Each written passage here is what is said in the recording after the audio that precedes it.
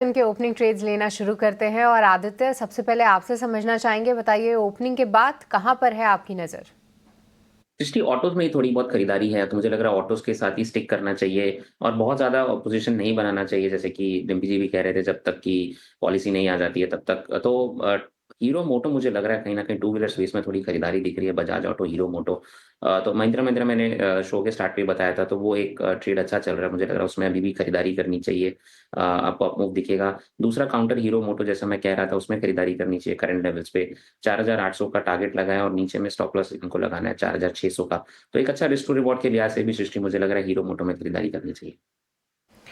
Alright, तो hero MotoCorp में आज खरीदारी करने की सलाह दे रहे हैं और कुछ एक ऑटो काउंटर्स भारी पिटाई के बाद जो है धीरे धीरे करके ऊपर आ रहे हैं, जहां पर हीरो मोटोकॉर्प आदित्य के रेडार पे है। पर इसके अलावा अन्य कुछ काउंटर्स में देखें तो बजाज ऑटो भी लगभग 1.5% का रीबाउंड यहां पर आप देखेंगे। एस्कॉट्स कुबोटा थोड़ा सा मजबूत है, तो धीरे धीरे करके कुछ पिटे हुए ऑटो स्टॉक्स फिर से मोमेंटम ज़रूर पिकअप कर रहे हैं। पर शिवांगी, अब आपसे समझना चाहेंगे, बताइए कौन से हैं आपके ओपनिंग ट्रेड्स और कोई अपडेट है शिवांगी तो वो भी दीजिएगा।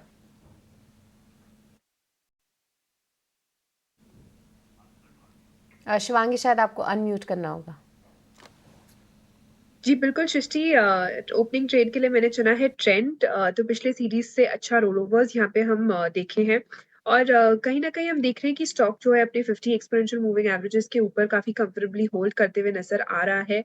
वीकली बेसिस पे पिछले 4 हफ्तों से एक हायर टॉप हायर बॉटम की फॉर्मेशन बनते हुए शुरू हुए हैं। तो अच्छी बेस के बाद स्ट्रेंथ बिल्डिंग यहाँ पे देखने को मिल रही है, जो काफी एक पॉजिटिव रुझान रख रही है स्टॉक के लिए। स्टॉक का एक हर्डल हुआ करता था करीबन 7050 के आसपास, उसको सरपास करके अब वो एक अहम सपोर्ट बनते हुए दिख रहा है। तो ये एक अच्छी रोल रिवर्सल देखने को मिल रही है यहाँ पे।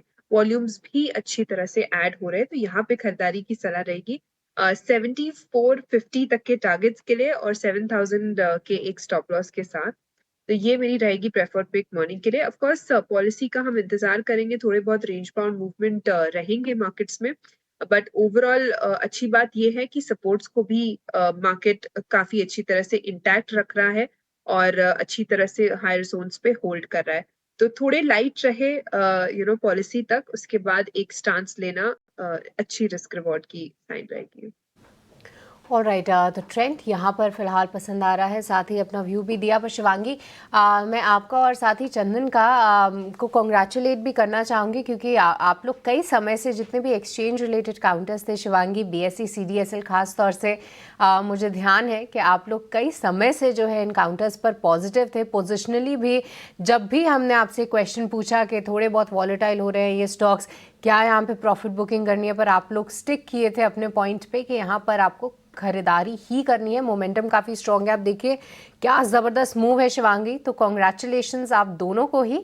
और साथ ही शिवांगी, एक बार क्विकली अपना व्यू भी दे दीजिए कि बीएससी आज फिर से जो है करीब 2% से ज़्यादा की मजबूती दिखा रहा है, सीडीएसएल में भी मोमेंटम है। अब फिलहाल कैसे देख रहे हैं ये काउंटर्स को? धन्यवाद सृष्टि। तो जिस तरह से हमने कन्विक्शन दिखाया, आई एम श्योर काफी दर्शक जो है इसका लाभ भी उठाए हैं। पीएससी पोजिशनली बहुत ही स्ट्रॉन्ग काउंटर है। अभी फिलहाल इसने एक फ्रेश ट्रायंगल ब्रेकआउट भी दिया है। बिल्कुल हम मेरी राय रहेगी कि हम पोजिशनली स्टॉक को होल्ड करते रहे।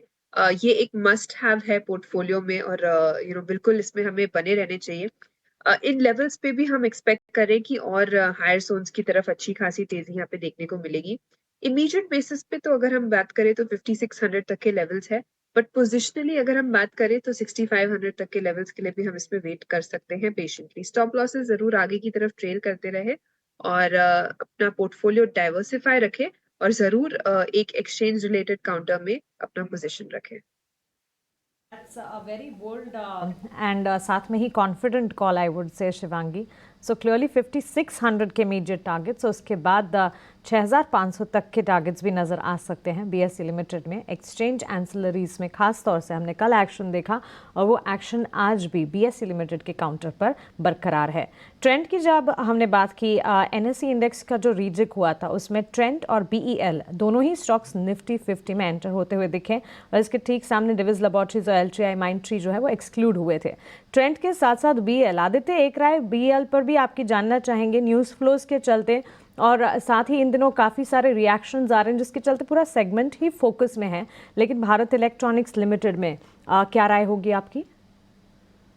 बनता है यहाँ पे डेफिनेटली, और मुझे लग रहा है कि बने रहना चाहिए। अगर आपको फ्रेश एंट्री लेनी है तो आज का जो एक छोटा सा कंसोलिडेशन या फिर हम बोल सकते हैं थोड़ा गिरावट देखने मिल रही है, तो ऐड करे पोजीशन को, फ्रेश एंट्री ले। नीचे 307 का अच्छा सपोर्ट है और मुझे लग रहा है स्टॉक 340 के लेवल्स को 2 से 3 हफ्ते में टेस्ट करेगा, और उसको अगर क्रॉस करता है तो मुझे लग रहा है कहीं ना कहीं 360 के लेवल्स को भी टेस्ट कर सकता है। दो सेगमेंट या दो सेक्टर्स जिसमें वापस से हमें बाइंग इंटरेस्ट देखने मिल रहा है, एक है डिफेंस और एक दूसरा है रेलवे।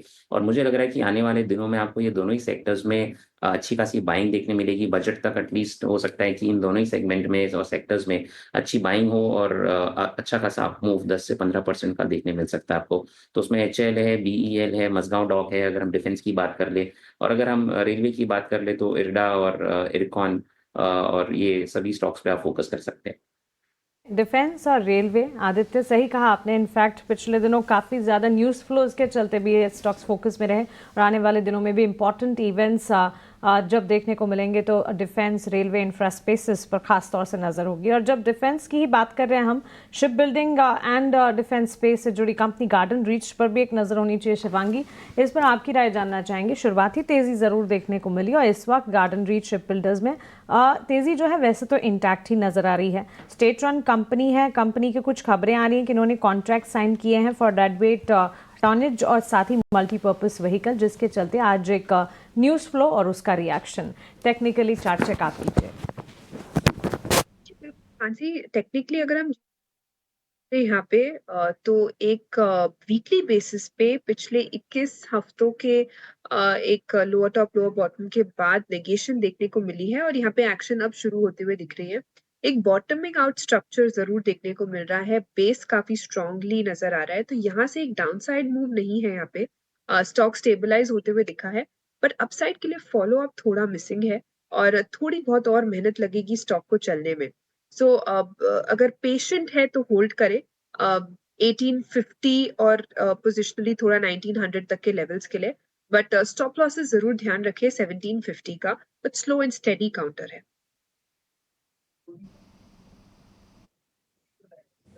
ठीक है। मार्केट में जहाँ पे आज ठीक पॉलिसी से पहले कुछ पोजीशंस जहाँ पे बन रही है लॉन्ग साइड की, ज़रा वो रखने की कोशिश करते हैं। एक बार ज़रा शेयर्स दिखाना। NCC दिखाओ ज़रा, 2 से 2.5% ऊपर होना चाहिए NCC। एक बार शिवांगी आप आदित्य आप चेक करो एक बार ज़रा NCC।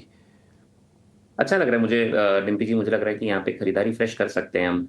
ऊपर में 322 का एक रेजिस्टेंस है इमीडिएट, अगर उसके ऊपर सस्टेन करता है स्टॉक तो फ्रेश एंट्री लेनी चाहिए।